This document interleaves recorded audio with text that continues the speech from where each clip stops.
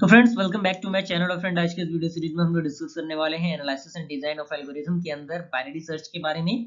तो बेसिकली अगर आपने डेटा स्ट्रक्चर पढ़ा होगा तो बाइनरी सर्च आपको देखने को मिल चुका होगा। तो यहाँ पे हम लोग डिस्कस करने वाले हैं पूरे कंसेप्ट को।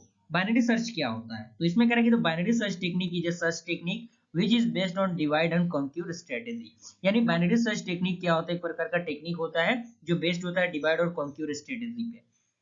उसके बाद करें कि the entered array must be stored for the searching, then we calculate the location of mid element by using the formula mid is equal to begin plus ending divided by 2। यानी हम क्या करते हैं, इंटर एरे के द्वारा हम calculate कर सकते हैं मिड एलिमेंट के पोजीशन को। तो मिड एलिमेंट का जो फॉर्मूला होगा वो begin plus end divided by 2 होगा। Here the begin and end represented that the initial and the last position of the array। यानी जहां पे आपका जो बिगनिंग होगा वो इनिशियल स्टेट को और जो एंडिंग होगा वो लास्ट पोजीशन ऑफ एरे को रिप्रेजेंटेट करेगा। उसके बाद कह रहा है कि in this technique we compare the key element to mid element, so there may be 3 cases. पहला केस ये होता है कि array if array mid is equal to key, यानी आपका जो एरे हो मिड का वो अगर की के बराबर हो, यानी element found and location is mid, यानी लोकेशन आपका मिड हो। सेकेंड होता है कि if array is mid less than आपका क्या हो, ग्रेटर देन हो की के, यानी that then the set end is equal to mid minus one. तो उस कंडीशन में जो इंड होगा वो मिड माइनस वन होगा, कंटिन्यू द प्रोसेस। एंड आपका थर्ड कह रहा है कि if array mid is less than key then the set beginning is equal to mid plus one, यानी कंटिन्यू द प्रोसेस। क्लियर हुआ यहाँ पे।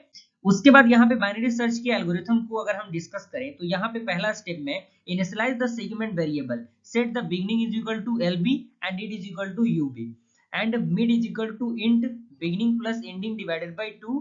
और सेकंड स्टेप में ये होगा repeat the step third and fourth while the beginning is less than equal to की end and the data mid is not equal to item. यानी जो डेटा मिड होगा वो अगर आइटम हम लोगों ने जो लिया है उसके अगर इक्वल ना हो तो उस कंडीशन में if item is less than data mid then set end is equal to mid minus one. यदि आपका जो एलिमेंट हो वो डेटा मिड के इक्वल ना हो तो इंड में क्या होगा, एक माइनस हो जाएगा मिड में।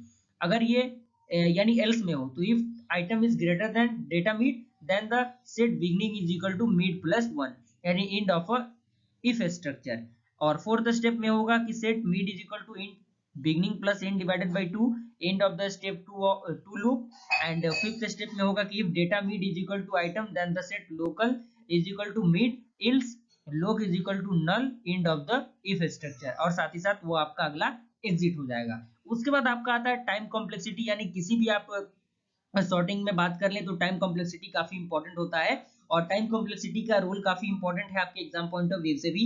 तो यहाँ पे as we dispose of one part of the search case during the every step for binary search and perform the search operation on the other half, this result in a worst case time complexity of 0 log 2 n। Clear हुआ यहाँ पे। मिलते हैं अगले video में, तब तक के लिए थैंक यू।